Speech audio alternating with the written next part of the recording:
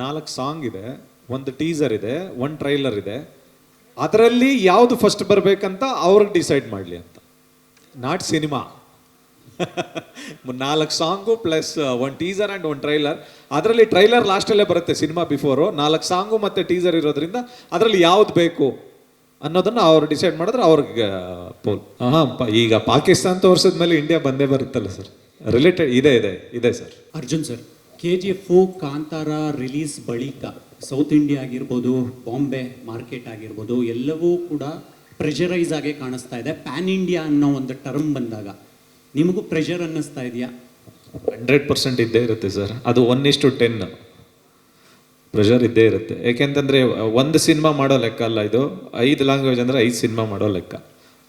100% pressure ಇದ್ದೇ ಇರುತ್ತೆ. ಎಲ್ಲ ಡಬ್ಬಿಂಗು, ಸಾಂಗ್ಸು ಮತ್ತು ಇದು ಎಲ್ಲ ಕಡೆ ಮಾರ್ಕೆಟಿಂಗ್ ಮಾಡಬೇಕು, ಎಲ್ಲ ಕಡೆ ನಾವು ಪ್ರಮೋಷನ್ಗೆ ಹೋಗಬೇಕು ಅಂತಂದಾಗ ಆಬ್ವಿಯಸ್ಲಿ ಇದ್ದೇ ಇರುತ್ತೆ. ಇಲ್ಲಾಂದರೆ ಬರೀ ಕರ್ನಾಟಕದಲ್ಲಿ ಮಾಡ್ತೀವಿ ಅಂದಾಗ 1 ತಿಂಗಳು ಪ್ರಮೋಷನ್ನು, ನೆಕ್ಸ್ಟ್ ಮಂತ್ಗೆ ಸಿನಿಮಾ ರಿಲೀಸ್ ಮಾಡ್ಬೋದು. ಬಟ್ ಅದೇ ರೀತಿ ನಾವು ಇಡೀ ಎಂಟೈರ್ ಇಂಡಿಯಾ ಮಾಡ್ತೀವಿ ಅಂದಾಗ ಅಲ್ಲೆಲ್ಲ ಹೋಗಬೇಕು, ಅಲ್ಲೆಲ್ಲ ತಲುಪಿಸ್ಬೇಕು ಅನ್ನೋದಕ್ಕೇ ಒಂದು ಟೈಮ್ ಹಿಡಿಯುತ್ತೆ. ಆ ಟೈಮ್ಗೆ ನಾವು ಬ್ಯಾಕ್ ಇದರಲ್ಲಿ ನಾವು ವರ್ಕ್ ಮಾಡಲೇಬೇಕು. ಆ ಇದರಲ್ಲಿ ವರ್ಕ್ ಮಾಡಬೇಕಾದ್ರೆ ಆ ಪ್ರೆಷರ್ ಡೆಫಿನೆಟ್ಲಿ ಬಂದೇ ಬರುತ್ತೆ. ಸಿನಿಮಾ ಎಲ್ಲ ಇವಾಗ ಅಕ್ಟೋಬರ್ 11 ಸಿನಿಮಾ ಡೇಟ್ ಅನೌನ್ಸ್ ಮಾಡಿದ್ದೀವಿ. ಆ ಸಿನಿಮಾ ನೋಡಿದಾಗ ಡಬಲ್ ಆ್ಯಕ್ಟಿಂಗ, ತ್ರಿಬಲ್ ಆ್ಯಕ್ಟಿಂಗ, 5 ಜನನ ಎಲ್ಲ ಗೊತ್ತಾಗುತ್ತಲ್ಲ. ಆ ಥರದ್ದು ಸಿನಿಮಾಗೆ ಬಂದಾಗ ಗೊತ್ತಾಗುತ್ತೆ ಸರ್. ಈಗ ಅಕ್ಟೋಬರ್ 11 ಸ್ವಲ್ಪ ರಿಸ್ಕ್ ಅನ್ಸುತ್ತಾ ನಿಮಗೆ ಅಂತ? ಯಾಕಂದರೆ ದೇವರ 1 ಕೂಡ ಹೆಚ್ಚು ಕಡಿಮೆ ಅಕ್ಟೋಬರ್. ಇಲ್ಲಿ ಯಾರು ಹಿಯರ್ ಹೇಳಿ ಸರ್. ಈಗ ಪ್ಯಾನ್ ಇಂಡಿಯಾ, ಇದು ಕೂಡ ಪ್ಯಾನ್ ಇಂಡಿಯಾ, ದೇವರ ಪಾರ್ಟ್ 1 ಕೂಡ ಪ್ಯಾನ್ ಇಂಡಿಯಾ, ಒಂದೇ ಒಂದು ದಿವಸ ಗ್ಯಾಪ್, ಸ್ವಲ್ಪ ರಿಸ್ಕ್ ಅನ್ಸುತ್ತಾ ಅಂತ ಹೇಳಿದ್ರೆ ಅದನ್ನ ನೋಡಿ ನೀವು ಡೇಟ್ ಅನೌನ್ಸ್ ಮಾಡಿದ್ರ? ಇಲ್ಲ ಸರ್, ವಿಜಯದಶಮಿ ಅನ್ನೋದು ನಮ್ಮ ಕನ್ನಡ ನಾಡಿನ ಅದ್ಭುತವಾದಂಥ ಒಂದು ಹಬ್ಬ. ವಿಜಯದಶಮಿಗೆ ಅಂತಂದರೆ ನಾವೆಲ್ಲರೂ ಏನಾದರೂ ಒಂದು ಕೊಡಲೇಬೇಕು. ಒಂದು ನಮ್ಮ ಕನ್ನಡದಲ್ಲಿ ಅಂತಂದರೆ ಒಂದು 3 4 ಸಿನಿಮಾ ರಿಲೀಸ್ ಆಗ್ತಾ ಇತ್ತು. ನಮ್ಮ ವಿಜಯದಶಮಿಗೆ ನಮ್ಮದೊಂದು ಸಿನಿಮಾ ರಿಲೀಸ್ ಮಾಡ್ತಾ ಇದ್ರೆ ನಮಗೇನು ಸರ್ ಕನ್ನಡಕ್ಕೆ? 2 ಪ್ಯಾನ್ ಇಂಡಿಯಾ ಕ್ಲಾಶ್ ಏನಾದರೂ ಅಫೆಕ್ಟ್ ಆಗುತ್ತೆ? 2 ಫಿಲ್ಮ್ಗಳಿಗೆ ಅಫೆಕ್ಟ್ ಆಗುತ್ತಾ ಅನ್ನೋದು? ಇಲ್ಲ, ಕ್ಲಾಶ್ ಅನ್ನೋದಕ್ಕಿಂತ ಹೆಚ್ಚಾಗಿ ನಮ್ಮ ತಂಡದಿಂದ ನಮ್ಮ ಸಿನಿಮಾ ಬರ್ತಾ ಇದೆ, ಅವ್ರ ತಂಡದಿಂದ ಅವ್ರ ಸಿನಿಮಾ ಬರ್ತಾ ಇದೆ.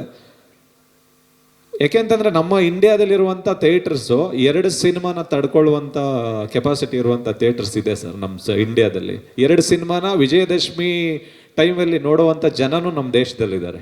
ಮೋಲ್ಡ್ ಆಗಿದ್ದಾರೆ ಅನ್ನೋದಕ್ಕಿಂತ ಹೆಚ್ಚಾಗಿ ಡೈಲಿ ಮೋಲ್ಡ್ ಆಗ್ತಾ ಇರ್ತಾರೆ. ಇದು ಅಂತಂದ್ರೆ ಅದಕ್ಕೆ ಮೋಲ್ಡ್ ಆಗ್ತಾರೆ, ಇನ್ನೊಂದು ಅಂದರೆ ಇನ್ನೊಂದಕ್ಕೆ ಮೋಲ್ಡ್ ಆಗ್ತಾರೆ. ಅವರು ಆಲ್ರೆಡಿ ಮೋಲ್ಡ್ ಆಗಿ ಏನೋ ಒಂದು ಇದೇ ಥರ ಇದ್ದಾರೆ, ಇವ್ರಿಗೆ ಇದೇ ಮಾಡಬೇಕು ಅಂತ ಏನಿಲ್ಲ.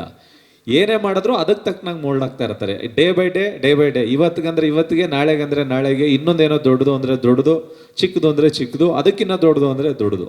ಆ ರೀತಿ ಪ್ರತಿಯೊಂದು ನಾವೇನು ಹೇಳ್ತೀವಿ ಅದಕ್ಕೆ ಮೋಲ್ಡ್ ಆಗ್ತಾ ಹೋಗ್ತಾ ಇರ್ತಾರೆ. ಇದೇ ಥರ ಅನ್ನೋದು ಪರ್ಟಿಕ್ಯುಲರ್ ಏನಿಲ್ಲ ಧ್ರುವನ್ ವಿಚಾರದಲ್ಲಿ.